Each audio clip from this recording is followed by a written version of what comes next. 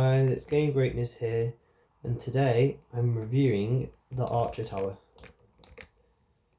So, whether you're an experienced player or you're a new beginner that you bought with the Game Pass, it's a very great early game tower, and it should be really used a lot more. I think it's quite underrated, considering it has 3 modes: explosion, stun, and fire.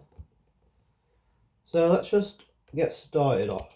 First of all, you should always put your archer on farthest to use up the pace.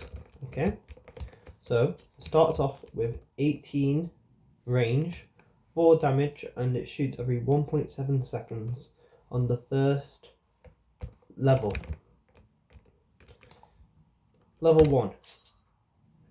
It moves up to 19 damage. 19 range, and it does 4 damage and shoots every 1.7 seconds. Okay, and then let's move it up. It now does 6 damage, and it shoots every 1.6 seconds and has a range of 19. And it also gets hidden detection, and obviously on level 0 it immediately gets flying detection. Okay, and level 3, it gets 1.5, it shoots every 1.5 seconds. It gets 22 range, 8 damage, and it gets flame now and more penetration. And next, when you get the mechanical bow, you unlock the shock arrows. Obviously, I don't think the shock arrows are very good. I think you're better off using an electroshocker there, but it does good damage with the fire. So it gives you more penetration, 24 range, shoots every 1.25 seconds, and it obviously gets a whopping 32 damage extra. So, I'd say this isn't the best level. It's not amazingly cost efficient. I feel like you could get better on the final level, which is the 32 damage there. So there we go. You get immediately 32 damage, which is crazy. You get explosions now. I'll show you what that's like. I really like the explosions. I think they're really powerful. Let's spawn a Corrupted Fallen.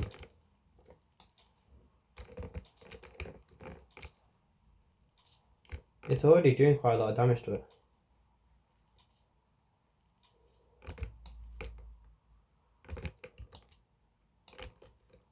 And then you could just leak the rest of that.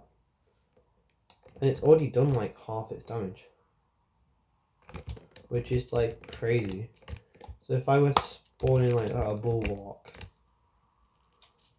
it's doing quite a lot of damage there. But obviously they do well in pairs. So if I max out another one, chuck it on farthest, put it on explosive, they work better in pairs. So you see how it's doing more damage? And then they also work better with, like, if you put a main DPS tower in here and max that out, and then you have this here and put it on explosions, they work well together. So yeah, that's my review on Archer. I think really it's worth it if you want to get a good early game tower, because if you watch now, let's put it on level 1. No, let's put it on level 2, Deadshot. You don't need fire arrows right now. And obviously put it on farthest. And let's spawn like an early game like enemy. So Fallen Squire.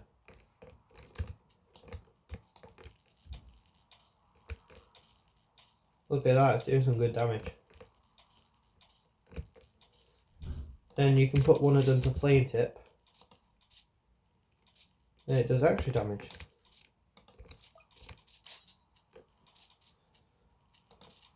Doing a good job.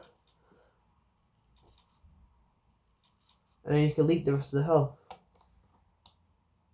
Or you could change your placement up and put the archer there instead.